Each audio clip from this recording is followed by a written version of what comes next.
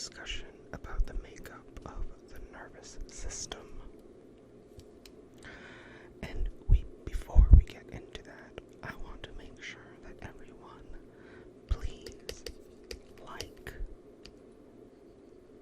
That's a thumbs up. Comment.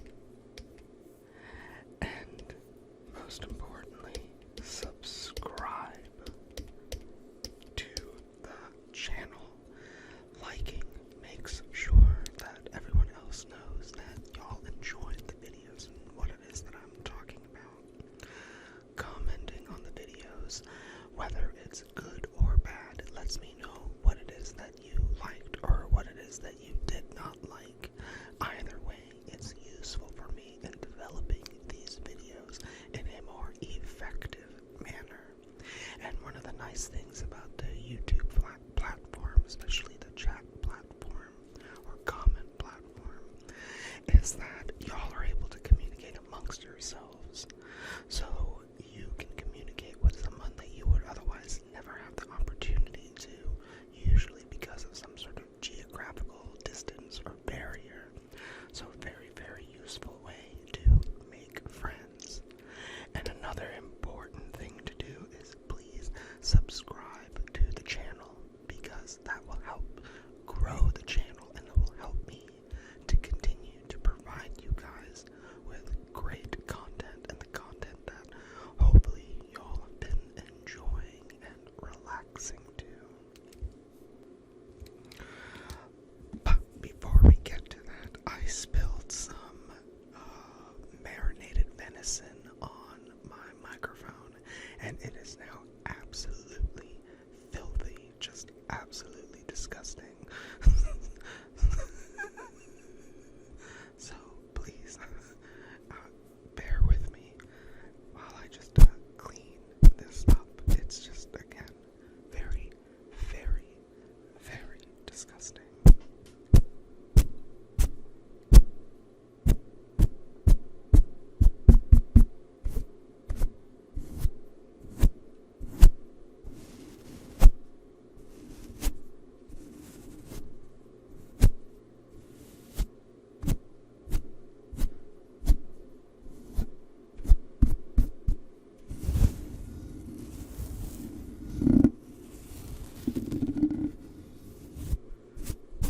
Some of the venison is still there.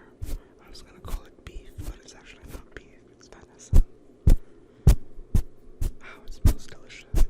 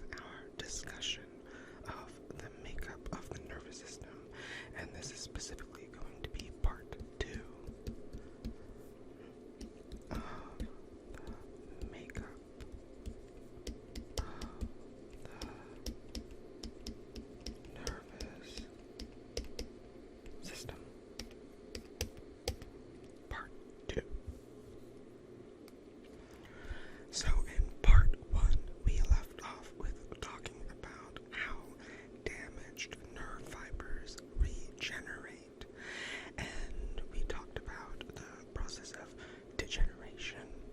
We talked about that regeneration tube formation, and ultimately the axonal regrowth, and this is very, very important in our peripheral nervous system.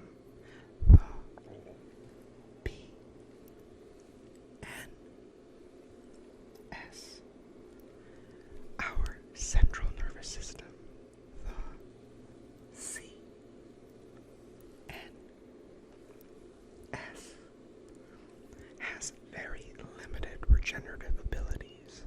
So most of any sort of traumatic injury that we see going on with our nervous system, if it happens in the peripheral nervous system, there is a much higher likelihood that we are going to see some sort of recovery, some sort of repair, if it happens in our central nervous system. Remember specifically the brain and spinal cord. Chances are what happened is what's going to be there. It is very rare to see any sort of major recovery happen, especially if there was some sort of catastrophic blunt force injury or some sort of transectional injury where you basically had something that cut right through the brain or the spinal cord.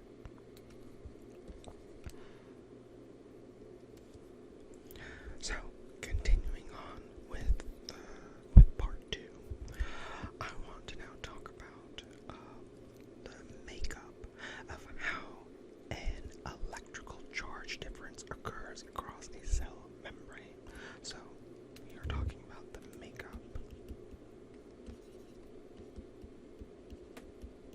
of charge differences across a membrane.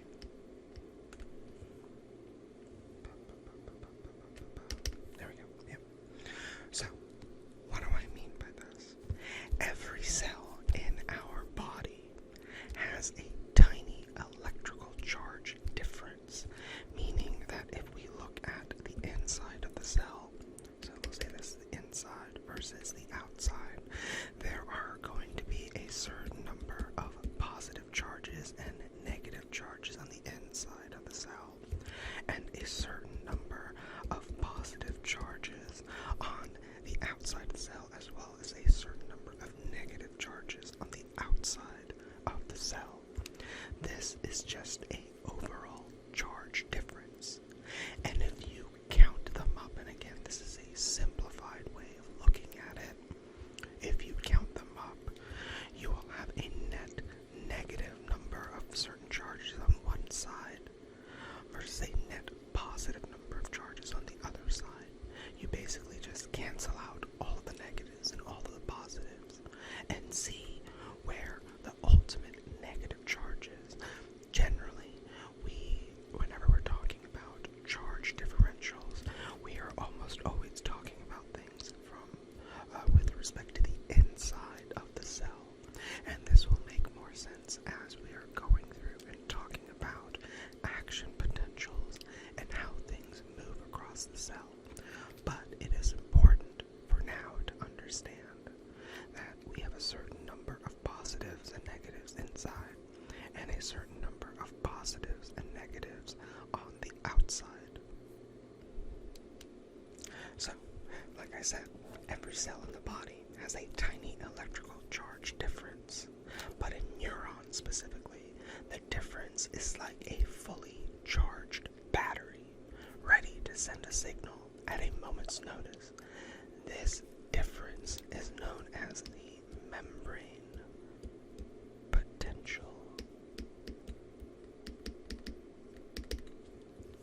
The membrane potential, and is created by the unequal distribution of ions, notably our sodium ions and our potassium ions across the cell membrane. Our neurons actively pump sodium ions out. So if we look at it from the perspective of inside of the cell, our neurons are actively pumping sodium ions out of the cell and potassium ions into the cell. This ultimately keeps the inside of the cell more negative relative to the outside, because we are pumping more sodium ions out than we are pumping potassium ions in. So if you just think about it sort of foundationally, if you are pumping more positive charges out than you are allowing in, you're going to have a net positive charge on the outside. But where you have more positive of something, you are going to have more of a negative on the other side. And so in this case, this polarized state creates a resting membrane potential. Resting membrane potential. A resting membrane potential of around negative 70 millivolts. And again, that is with respect to the inside. So, when a neuron is ready to send a signal, the resting state will change in a process that we will talk about. But it is important to understand what is happening, notably at rest. At rest, our inside is going to be more negative than the outside. Now let's talk about the makeup of local electrical responses. Makeup of local electrical responses in a neuron. Okay. So, when a neuron is stimulated by an external signal, ions are going to flow through that membrane. Again, we are looking at it from an internal or interior versus an exterior perspective. Things are going to flow through the membrane, creating a local temporary change in the charge. This initial shift in the voltage is known as the local potential. If the stimulus is strong enough, the local potential will reach the critical threshold and trigger what is known as an action potential. Now again, that only happens if whatever the stimulus is, be it a certain smell signal, a certain pain signal, a certain light signal, a certain temperature signal, so on and so forth. Any sort of signal for any of our nerves, any of our neurons, they need to reach a certain threshold. Once they do that, we trigger the action potential. An action potential is the neuron's full-blown electrical response. During an action potential, sodium channels are going to open, and sodium rushes into the cell. So you're about to have a bunch of positive charges coming right into the cell. And so, with all of these positive charges coming in, you are temporarily making the inside of the neuron more positive. And this process is known as depolarization. That is again when you make the inside. And the inside becomes more positive. More positive than outside.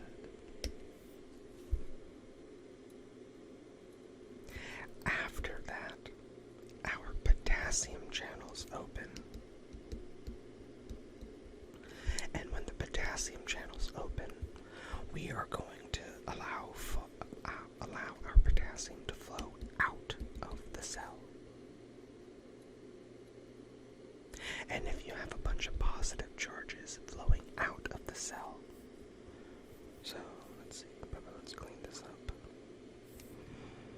So yeah, if you have a bunch of positive charges now flowing out of the cell by way of the potassium ions, you are going to bring the cell back resting membrane potential.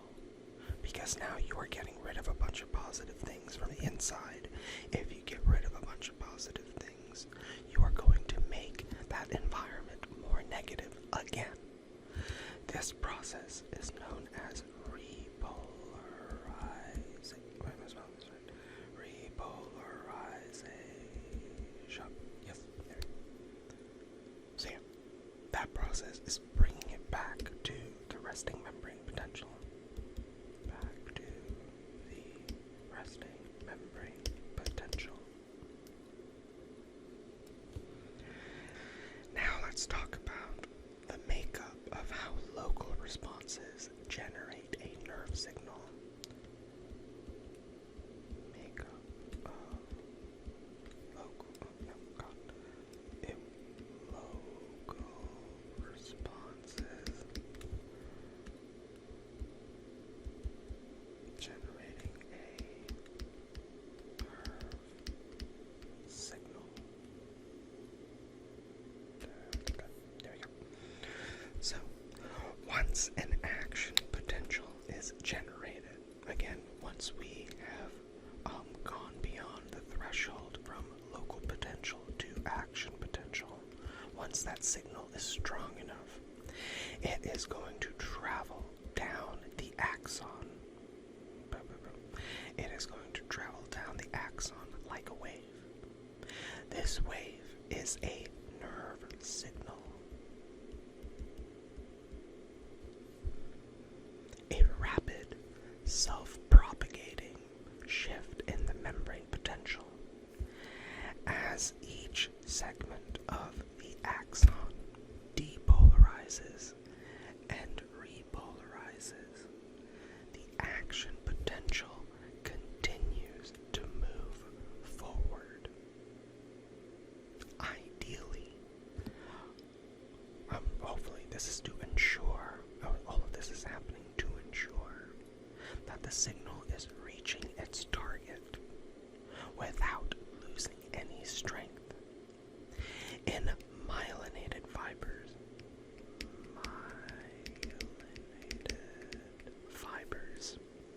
the action potential, remember, jumps between those nodes of Ranvier. So it's sort of jumping like this in what's known as saltatory conduction. This is a faster and more energy efficient process than traveling through every part of the axon. And if you think about it, it makes sense to just jump through a bunch of areas, like hopscotching, as opposed to having to walk through every single part. This rapid transmission, again, especially in myelinated fibers, is exceptionally important for reflexive responses, such as if you happen to accidentally touch a hot stove and your hand reflexively contracts away to prevent any excessive damage to whatever part of your body, or in this case your hand, to prevent any damage to that from continuing, or to try to limit the damage to that. That is happening reflexively. That is happening because of the very quick nerve signal transmission. Excuse me, let me grab a drink of water quickly.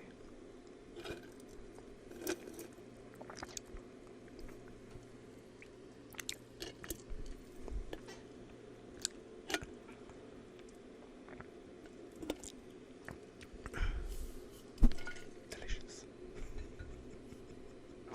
Okay.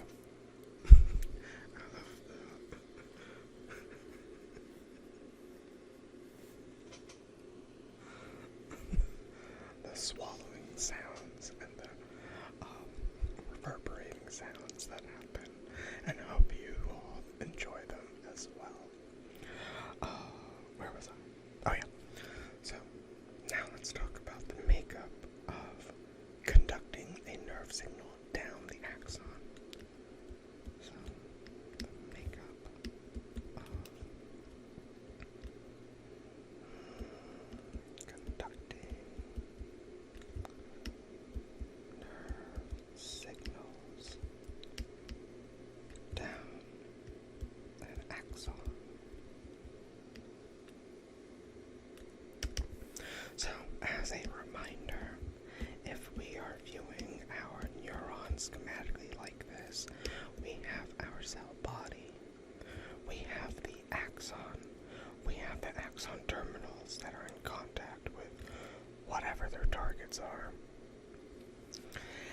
as a signal, or as the nerve signal travels, ideally it is moving seamlessly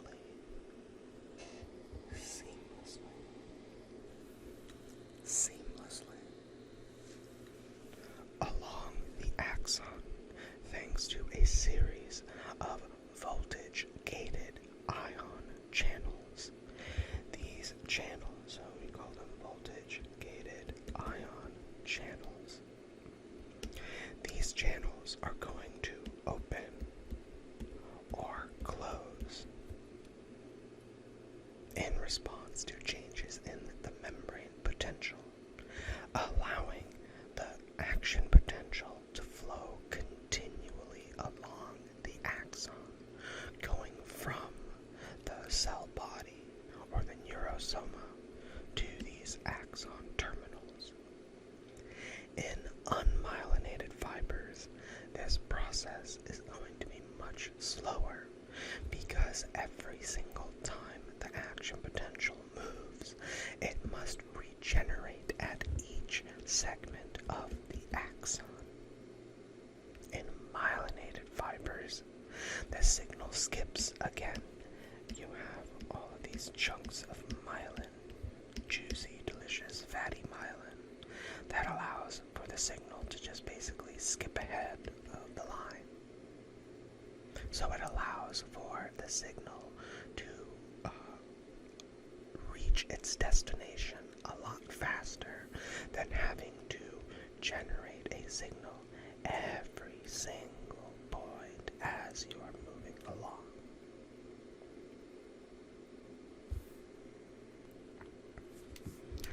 So, with our understanding of action potentials and how a signal goes from the body, the cell body, or the neurosoma to the axon terminal, now let's talk about the makeup of how signals are transmitted from one neuron to another. So the makeup of neuronal signal transmission. Makeup of neuronal signal transmission. So, when a nerve signal reaches the end of an axon, it encounters a very critical point, a critical junction known as the synapse. The synapse is the gap between the sending neuron, which we properly refer to as the presynaptic neuron. So we start with the presynaptic neuron. The synapse is that gap between the presynaptic neuron and the receiving cell, which we refer to as the postsynaptic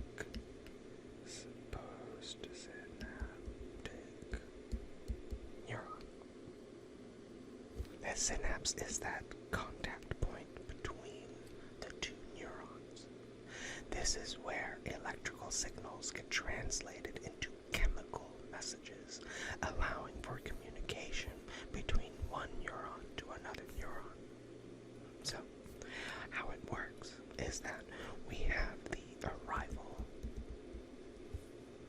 of the action potential. We have the release of neurotransmitters. Neurotransmitters. Yes, neurotransmitters. And from there we have the binding to receptors. So, with the arrival of the action potential, as the action potential reaches the axon terminal, it triggers voltage-gated calcium channels, and we refer to those as VGCC, voltage-gated calcium channels, to open, allowing calcium to rush into the terminal. With that influx of calcium into the terminal, that is going to cause synaptic vesicles filled with neurotransmitter to move toward the membrane. So if you view it from, again, a schematic perspective, there are going to be a bunch of vesicles within the axon terminals that are filled. You can think of them as like little balloons or little bubbles filled with neurotransmitter, those signals, those molecules that are going to cause a change in whatever their target is. So, with that influx of calcium, the neurotransmitter-filled synaptic vesicles move toward the membrane. The vesicles are going to fuse with the membrane, and then they're going to be released into what is known as that synaptic cleft. That is that proper gap between one neuron and another neuron, or really one neuron and whatever the target is. It could be another neuron, it could be a muscle, it could be whatever it is. That gap is specifically referred to as the synaptic cleft. Those neurotransmitters, once they are released into that cleft, are then going to slowly move, and they're going to bind to receptors on whatever that post-synaptic cell is. And in this case, we've been talking about presynaptic neurons and postsynaptic neurons, but that postsynaptic cell could be a muscle fiber, it could be a gland, it could be anything and everything that receives a signal from a neuron. Either way, those neurotransmitter-filled vesicles are going to diffuse across, bind to the receptors. This binding of receptors, or binding of neurotransmitters on receptors on that postsynaptic membrane, is going to open channels. And when you open those channels, we just think about it all over again in terms of that massive influx of sodium into the cell. You are just creating brand new action potentials, and in this case, because they are happening locally on a membrane, you are just creating brand new local potentials. Either way, you are generating a same style of signal, where you have a bunch of positive stuff coming in, and then once you reach a certain threshold, again, remember that's known as depolarization, you're going to have a bunch of positive stuff then leaving, usually in the form of potassium. That's going to repolarize the cell, and that just keeps traveling along.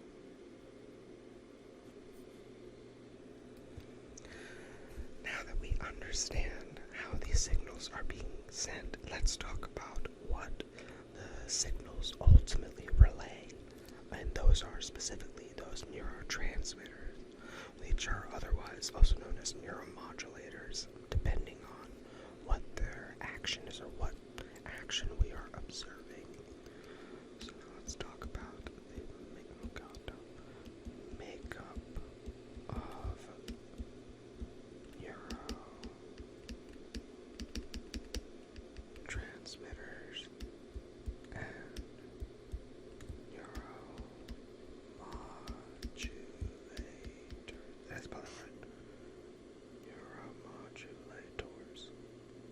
Neuromodulators. Yeah, no, I did. Okay, good.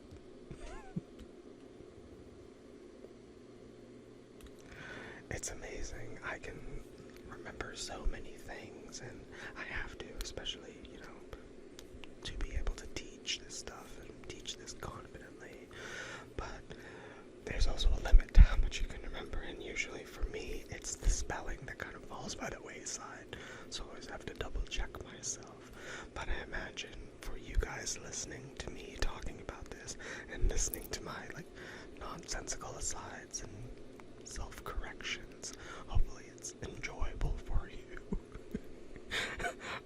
It's just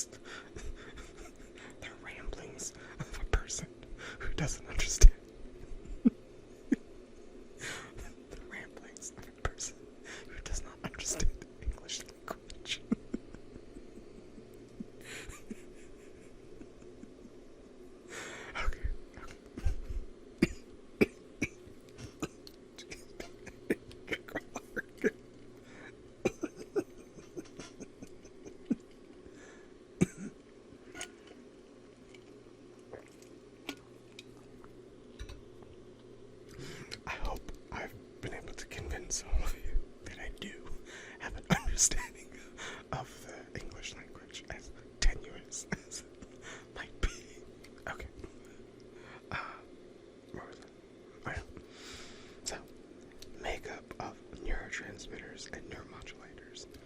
Our neurotransmitters are the chemical messengers that carry signals across the synapse. So again, if we think about it schematically, those neurotransmitters are what are going from those axon terminals in the form of those bubbles, those synaptic vesicles, ultimately diffusing across the synaptic cleft and binding to receptors on whatever the postsynaptic target is, be it a neuron, be it a muscle fiber, be it a gland, be it this, that, and the other. Doesn't matter. It's whatever the target is. There are a bunch of neurotransmitters, each with specific targets, but we are going to go over about six of the major ones that you really should be familiar with. So, of our major neurotransmitters, we have acetylcholine, which I've talked about a few times now in my other videos. Acetylcholine. It is what it's right. Acetylcholine. Yes. Abbreviated ACH. We have dopamine. Wait, what was that? Oh, yeah. We have dopamine. Nope. Dopamine. We have serotonin. We have glutamate. We have gamma-aminobutyric acid, otherwise known as GABA. You might have heard of GABA, probably more than you've heard of gamma-aminobutyric acid. Gamma-aminobutyric. I've heard people pronounce it butyric. That's the stupidest pronunciation I've ever heard in my life. I don't call it that. If you have someone in your life telling you it's gamma-aminobutyric, just slap them or something. I don't know. That's just dumb. It's gamma-aminobutyric acid. GABA. GABA. There we go. Lord. And we also have endorphins.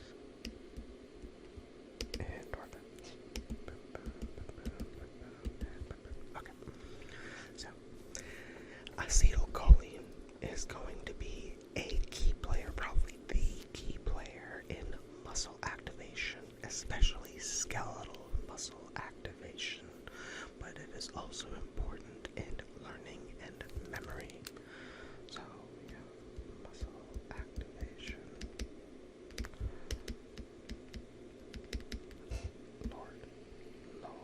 Learning, and memory. Acetylcholine is going to be important in helping our muscles to contract. It's facilitating the actual contraction to occur, causing it to occur.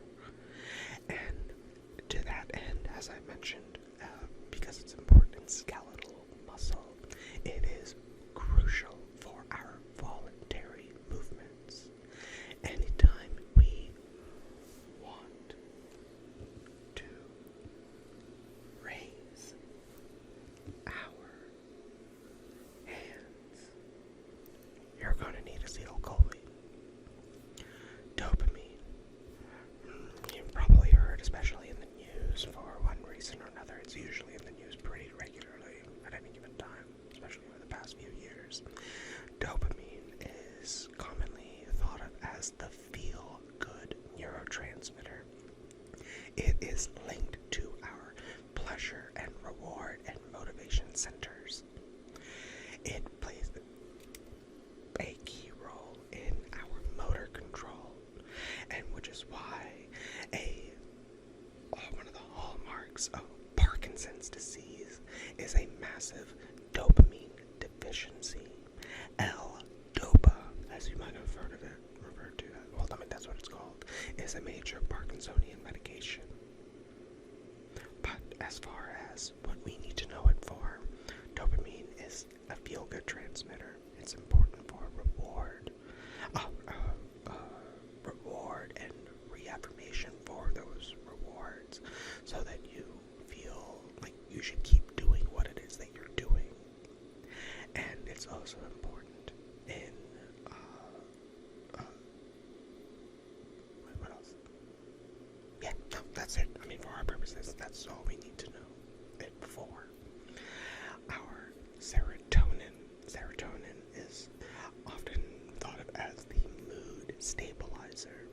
When we talk about our GI system, or in my GI video, we will talk about the role of serotonin, probably in a little bit more detail or a slightly different context. But for our purposes, right now, serotonin is the mood stabilizer. It is involved in mood regulation. So, dopamine was feel good. Good molecule, and for motivation, our serotonin is the mood stabilizer. If I can write it, stabilizer. Yep, mood stabilizer. It is important for mood regulation, for sleep, as well as appetite. Low levels of serotonin are often linked and have been statistically and clinically shown to be linked with depression and anxiety, which is why a major pharmaceutical field known as SSRIs exist, selective serotonin reuptake inhibitors. Things like Prozac, which I think is probably the most common one. Glutamate is the most abundant excitatory neurotransmitter. Excitatory. Now, excitatory in the sense that it is stimulating a certain response. It is going to be essential in our learning as well as memory because it enhances the strength of synaptic connections. So where glutamate is going to be excitatory, gamma aminobutyric acid is going to be inhibitory. That's one over. Yes, inhibitory. This is the main inhibitory neurotransmitter. GABA works to prevent overstimulation, and it helps to balance the brain's electrical activity because you cannot be too over. And again, we're not talking about just like, I'm excited about something. We are specifically talking about electrical function, electrical transmission from one neuron to another, so on and so forth. We cannot allow things to be transmitted in an overly excited state. But obviously we can't, they just can't be transmitted if they're overly inhibited. So we have things like glutamate and GABA working in tandem to make sure that things are being transmitted properly. So with GABA, it is the inhibitory molecule. It's going to balance the activities, and it also happens to promote calmness and relaxation. Now, in conjunction to all of these, we have endorphins. Endorphins you might have heard of, especially if you are interested in physical activities or exercise, really anything like that. Endorphins are natural painkillers. That's one of their sort of key hallmarks. They're a natural painkiller that are released in response to stress or pain and work very similarly to opioids, provide a sense of relief and euphoria. So when, like, if you are super stressed out, or if you are, let's say a bear was running after you, and you happen to trip, or you happen to somehow push your foot into the edge of a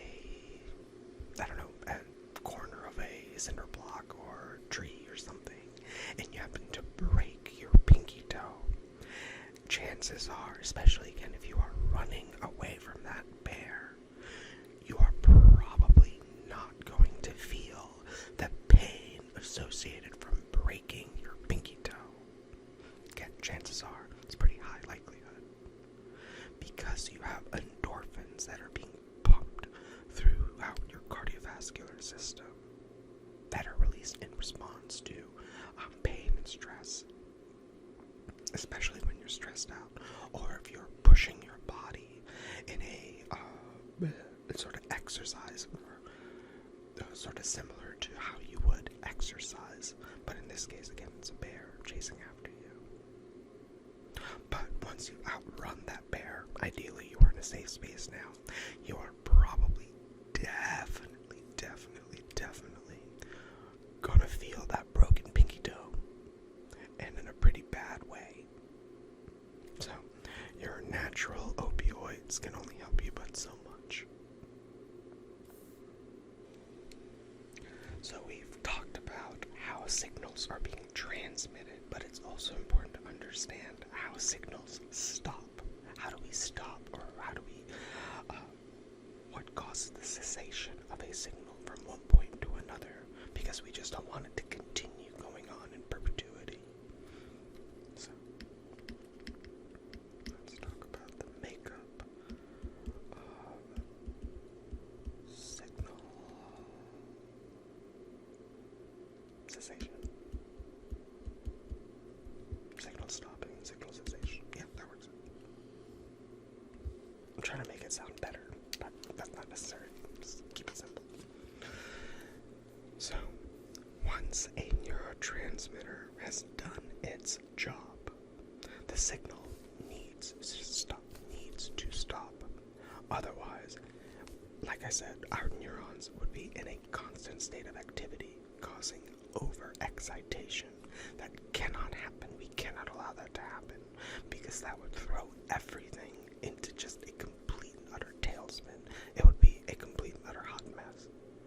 So there are three main ways our neurotransmitters are cleared from that synaptic cleft. So again, that point between the neuron and whatever that target is. We'll call that the target. It's the neuron. And that's that cleft. This is, again, for diagrammatic purposes, as I've mentioned this in prior lectures or prior videos, and I'll mention it again this time. This is obviously not drawn to scale. This is for explanation purposes.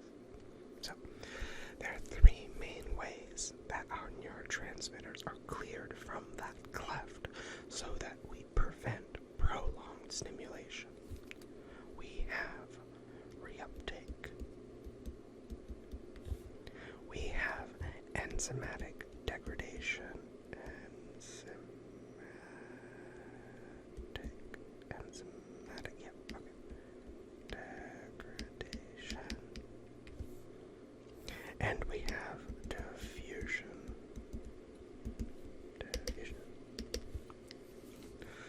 So with reuptake, our presynaptic neuron will reabsorb the neurotransmitter, taking it back up into the cell to ideally be recycled and reused.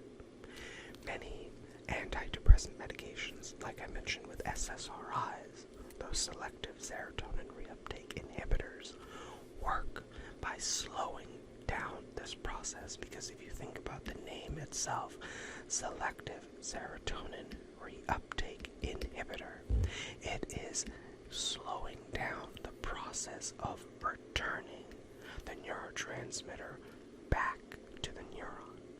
So overall, you are prolonging the activity of that neurotransmitter in the synaptic cleft, and in this case, then SSRI is doing that with serotonin. With enzymatic degradation, we have special enzymes that are located within the synaptic cleft that are going to be important in breaking down the neurotransmitters. And I mentioned in, I believe it was part 1, but I think I've also mentioned it in another video, with acetylcholine, for example. Acetylcholine, we have an enzyme known as acetylcholinesterase. That's the abbreviation for it. Acetylcholinesterase. Acetylcholinesterase. That's what I wrote. Acetylcholinesterase. Acetylcholinesterase. Yeah, no, I did spell that right. Acetylcholinesterase is going to be the enzyme that is breaking down acetylcholine after it is done, especially activating our skeletal muscle cells. Now, with diffusion, some neurotransmitters are simply just going to float away. They're just going to diffuse away from the synapse, and they are going to diffuse into the surrounding extracellular fluid. So you're still accomplishing the exact same thing. The point is, you want to stop the neurotransmitter from effectuating its response. How do you go about that? I mean, there are 3 major ways. Diffusion is another very easy way for that to happen. Not necessarily easy, but it is still a way for that to happen. It's going to take a little bit longer. Now let's talk about the makeup of neuronal decision making. So, makeup of neuronal, that's decision making. And by that I mean, how does a neuron decide whether or not to generate an action potential? This decision-making process is all about a balance. Balance is the key concept in play here. Balance. So, each neuron is going to receive thousands of signals from other neurons, some of which excite it, pushing it forward toward firing an action potential, and some of which are going to inhibit it, making it less likely to fire. This balancing act is known as synaptic integration. Synaptic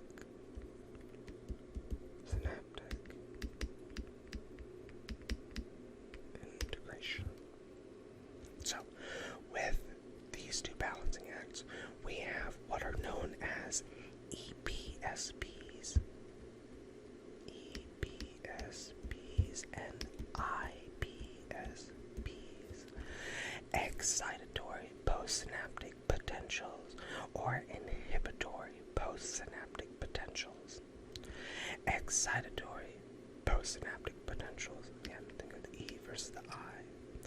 Excitatory postsynaptic potentials are signals that are going to make the neuron more likely to fire by depolarizing the membrane and bringing it closer to the threshold.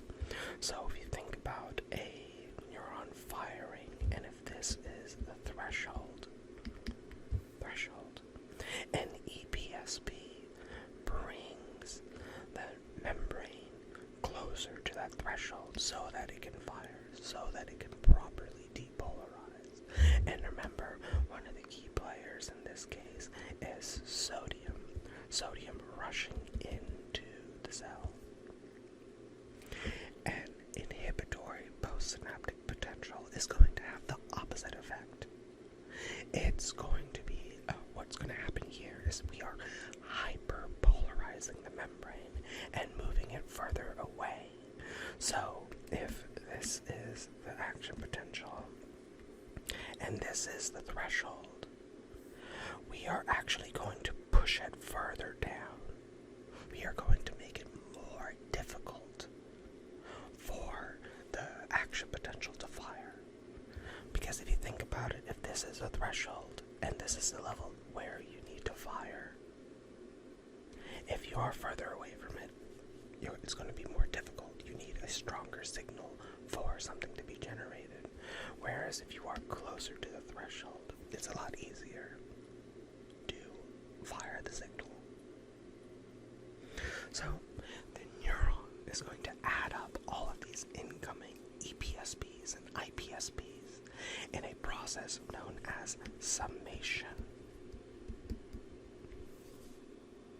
If the cumulative effect of these signals reaches the threshold, the neuron is going to generate an action potential. If not, it remains at rest. This system of summating EPSPs and IPSPs allows the neuron to filter out weaker signals so that only the ones that need to be responded to, that need consideration, are generated. And I would say it's a pretty efficient and selective way of making sure that useful signals are coming through and nonsensical fluff is just thrown away by the wayside. Because otherwise you are just going to respond to, or the neurons will respond to every single signal. And those neurons are not destined for this world for very long, if that's the case. The final thing I wanted to talk about with regards to the makeup of the nervous system, which will also mark the end of part 2 of the makeup of the nervous system, is the makeup of memory at the cellular and molecular levels. Makeup of memory at cellular and molecular levels. So, memory is one of the brain's most remarkable abilities, and it all comes down to changes at the cellular and molecular levels. Memories and our dynamic bodies, where things are constantly shifting from one place to another at any given time, are not stored in one place.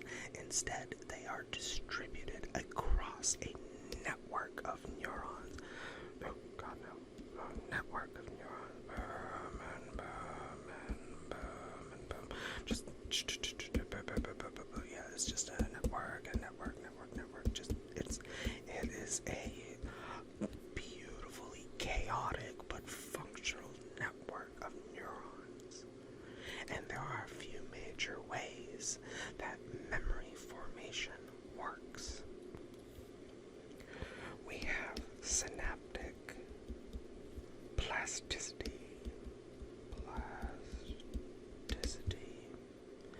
We have long-term potentiation.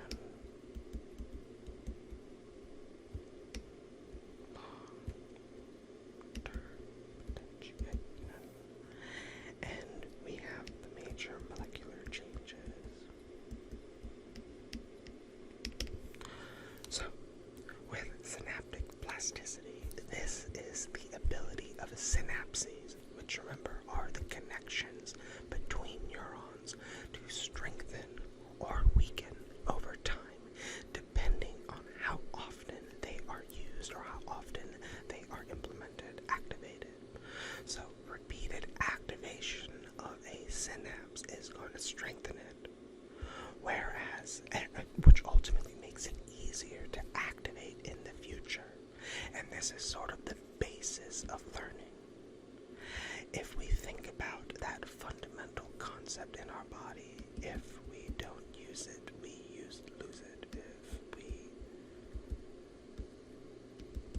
we don't use it, we lose it. The axiomatic inverse of that is if we use it, we're going to strengthen it. And if we keep using it, we're going to strengthen it more so. And that is, again, the basis of synaptic this is why when I'm telling students, one of the best ways to study anatomy and physiology, or really anything that has such a wide breadth, or just a huge panoply of content, one of the best ways to do that is flashcards. You are just constantly exposing yourself to the content and forcing yourself to memorize things. That is how I'm able to memorize as much as I do. Otherwise, I would be a mindless potato in all likelihood. I don't see that happening, at least not anytime soon, but being able to memorize things, even the best people, or people with the best of memories, more often than not, it's just a matter of constantly exposing yourself and testing yourself and pushing yourself to remember these things. So try to remember a sentence and then force yourself to repeat that sentence the day later. Maybe add another sentence after that, and keep pushing yourself until eventually you can remember an entire paragraph, or you can remember an entire chapter and regurgitate that. Again, it is just a matter of pushing yourself to do that. And if you push yourself to do that long enough, when two neurons communicate frequently, they strengthen enough in a process known as long-term potentiation. This increase in synaptic strength means that the same signal can be later triggered with a stronger response, thereby encoding the memory. This is the sort of basis of memory crystallization. If you keep pushing that memory and you keep testing yourself and it keeps being exposed to you enough times over a long period of time, eventually it's going to stick with you. One of the nice things about our bodies, especially our minds, assuming there are no pathophysiologies at play, at some point, if you keep exposing yourself to the material, our mind is just going to be like, you know what, screw it, I remember now. It's a sort of sad but fascinating way to think about things. If you just keep remembering it enough times, your brain gives up and just remembers it. It is ridiculous, but also such a useful way. It's one of the bases behind why our brains, human brains, are like transfinite hard drives. We have a transfinite ability to remember things, because it is just a matter of what it is that you are choosing to remember and how often you push yourself to remember it. That is definitely something to keep in mind. And I can definitely, I support this, because that's exactly what I do. How I'm able to remember these things and the other things that I teach, and I try to teach confidently. There are so many things that I don't remember at any given time, but with where I am in my mind and my life right now, I just need a couple of keywords, and boom, I have a sudden influx, a deluge of memories coming back to me. But to get to that point, you need to keep exposing yourself to the content. So that is very, very important. Now, with long-term potentiation, we also have the molecular changes that occur. We have changes in the neuron's receptors and gene expression that force these or reinforce these connections. Calcium ions, as I mentioned earlier in this particular video, play a crucial role in memory formation, specifically long-term potentiation, by activating enzymes that strengthen the synapse. So again, if we think about it in terms of, at some point, if you keep forcing yourself to remember something, your brain is just going to be like, you know what, screw it, I remember this now. And if you keep forcing yourself to remember it even after that, you are going to molecularly change your brain. You are going to change the synapses to the point where it becomes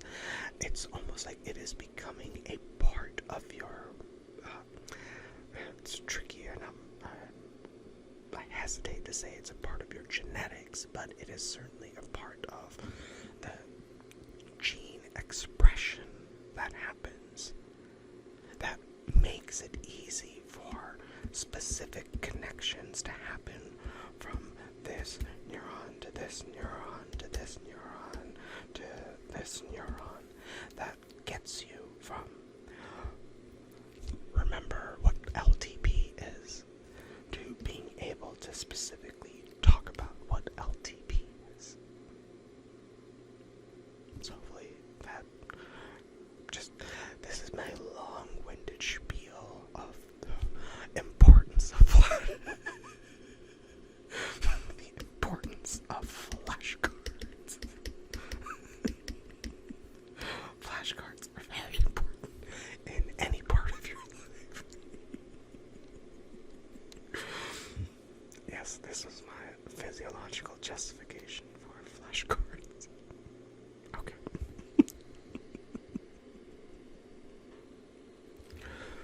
Well, we have taken a pretty interesting journey throughout the nervous system. We've talked about transmission.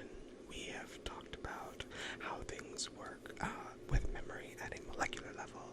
We've talked about how neuromodulators, neurotransmitters work. We've talked about how things work when it comes to signal transduction or signal transmission. We've talked about things from a sort of foundational point of view, and that was the point of this video. In the next series of videos, I'm going to continue to go through our neuroanatomy and neurophysiology in the next video, immediately following this. If you are going along everything I'm talking about, I'm going to be talking about the brain and spinal cord and our spinal nerves and reflexes specifically. But for now, I hope you all have taken a lot away from this video. I hope you guys enjoyed what it is that I've talked about, the things I've laughed about, the things that I've joked about. I hope you found this to be relaxing and enjoyable and comforting and educational and maybe inspiring, especially with regards to flashcards. But please remember to like the video, hit that thumbs up. That's a thumbs up, sure, why not? Not some sort of murder weapon. Please comment on the video, letting me know what you liked or what you didn't like. I want to hear from you one way or the other. And it's another way of you guys being able to communicate amongst yourselves to, again, foster friendship and great conversation and discourse. And very importantly, please subscribe to the channel. That will help me to grow the channel so that I can continue to provide you guys with this great and comforting, hopefully comforting content. So, please take a look at my other videos and watch them in their entirety. Please continue to lounge and please continue to learn. And I love you guys, and I will see